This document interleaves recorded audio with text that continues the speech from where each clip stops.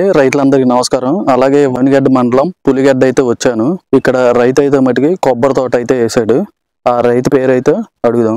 నమస్కారం అండి, మీ పేరైతే చెప్పండి.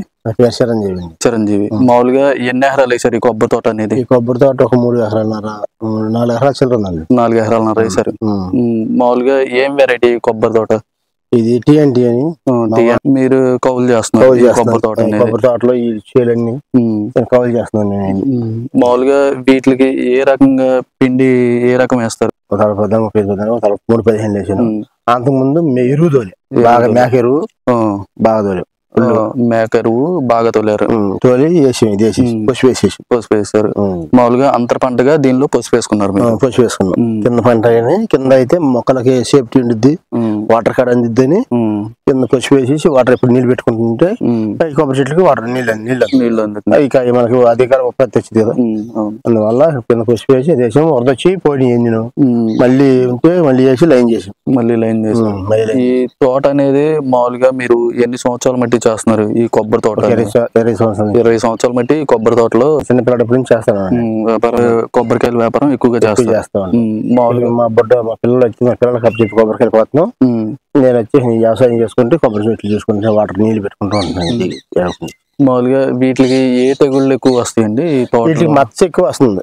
మచ్చ బంక వెళ్ళే బంక వస్తుంది, మచ్చ ఎక్కువ వస్తుంది. మచ్చ ఎక్కువ, బంక ఎక్కువగా వస్తుంది. వీటికి ఏం వాడతారు మీరు ఎక్కువ? వీటికి ముందు కొడతాం కదా, ఆ ముందే కింద కొట్టేసి ఏర్లు కడతారు. ఇది బాగిస్తాను కానీ అవన్నీ ఏర్లు కట్టించేవాళ్ళం. అటు వరకు కట్టేవాళ్ళం. పెద్ద కట్టిన కానీ రావట్లేదని ఆపేసేసారు. ఇక్కడ ఉండే అట్టగా కోసేసేస్తున్నాం. కానీ దిగుబడి ప్రస్తుతానికి ఇప్పుడు వరకు బాగా ఉంది. చెట్టు మరి పెద్ద అయినాయి కదా, ఇక తర్వాత ఎట్లా ఉండేది తెలియదు కానీ ఇప్పుడు వరకు ఒకటి బాగా వస్తుంది. ఇప్పుడు వరకు దిగుబడి అయితే బాగా కాస్తుంది. ఈ బాగా వచ్చి గెలగా చిక్కంగా పడతాయి. గెలకొచ్చి 100 కాయలు 120 కాయలు కాడ గెలకొచ్చి 120 కాయలు 100 కాయలు కాడ అవకాశాలు ఉంటాయి. ఈ తోట వచ్చేసి చాలా హైట్ ఉందండి. ఒక్కో చెట్టు కనీసం ఒక 55 అడుగులు 60 అడుగుల దాకా ఉండే అవకాశాలు ఉన్నాయి. ఒక్కో చెట్టు మట్టికి చూడండి. ఈ చెట్టు వచ్చేసి దాదాపుగా 55 అడుగులు 60 అడుగులు పైనే ఉండొచ్చు నాకు తెలిసి తోట అయితే మట్టికి. ఒక్కొక్క చెట్టు ప్రతి చెట్టు అలాగే ఉంది. కాపు అయితే బాగా ఉంది. ఇప్పుడు కూడా తగ్గల కాపు, అసలు కాపు ఏ మాత్రం తగ్గదు. ఎప్పుడన్నా ఫుల్ ఎండలైనప్పుడు నీళ్ళు తక్కువ అయితే ఆగిద్ది కానీ వాటర్ పెట్టుకుంటూ ఉంటే ఎప్పుడు కాస్తానే ఉంటాయి. వాటర్ మామూలుగా ఎప్పుడు వాటర్ వదులుతానే ఉంటాం. ఎప్పుడు వదులుతానే ఉండాలి. ఎన్ని రోజులు వదులుతారు వాటర్? 10 రోజులు వదిలేసేస్తాం. 10 రోజులకి పెట్టేస్తారు. ఈ పసుపు కాకపోతే మామూలు వదిలేసేస్తాం. అసలు తడి వదిలేసేస్తాం. పసుపు కాబట్టి పసుపు కుళ్ళిపోయింది కాబట్టి పసుపు మీద ఆపేసేస్తాం. అది కాసే చెట్లు, ఇట్లో కాసే చెట్లు ఉండేవి బాగా. కాసే చెట్లు 100 కాయలు ఉంటాయి. ఒక చెట్టు గెలకు వచ్చి ఒక్కొక్క గెలకు 100 కాయలు ఉంటాయి. 70 ఉంటాయి, 90 ఉంటాయి, 80 ఉంటాయి. అట్లా ఉంటాయి. 90 ఉంటాయి, 80 ఉంటాయి. ఒక చెట్టు వచ్చి 200 కాయలు. గెల అయితే మట్టికి దాదాపుగా 60-70 కాయలు దాకా ఉండేటట్టుగా ఉన్నాయి. నాకైతే మట్టికి చాలా కాయలు కాసినాయి. పెట్టుబడి ఎంత? పెట్టుబడి అంటే 3 కోటాలు పిండి వేస్తాను. 3 కోటాలు పిండి ఎకరానికి 60 చెట్లు కడక వేస్తారు కదా. ఎకరానికి 60 చెట్లు కడక వేస్తే మామూలుగా మనం వచ్చి చెట్టుకు వచ్చి 3 కేజీలు కడ పిండి పోతాం. 3 కేజీలు 3 టిప్పులు పోతాం. 9 కేజీలు పిండి పోసాం. 9 కేజీలు పిండి పోతే అది పోసే పిండి కాడ 14-35 కానీ 10-26 కానీ 3-15 కానీ 8 కానీ అవి పోస్తాం. అయిపోతే 3 కోటాలు పోస్తాం. 3 కోటాలు పోస్తారు. 3 కోటాలు పోస్తాం. కాయ కాసింది అనుకో సకలంగా మనకి సంవత్సరానికి వచ్చి 1 లక్ష, 1,50,000, 2 లక్షలు అట్లా మిగులుతాయి.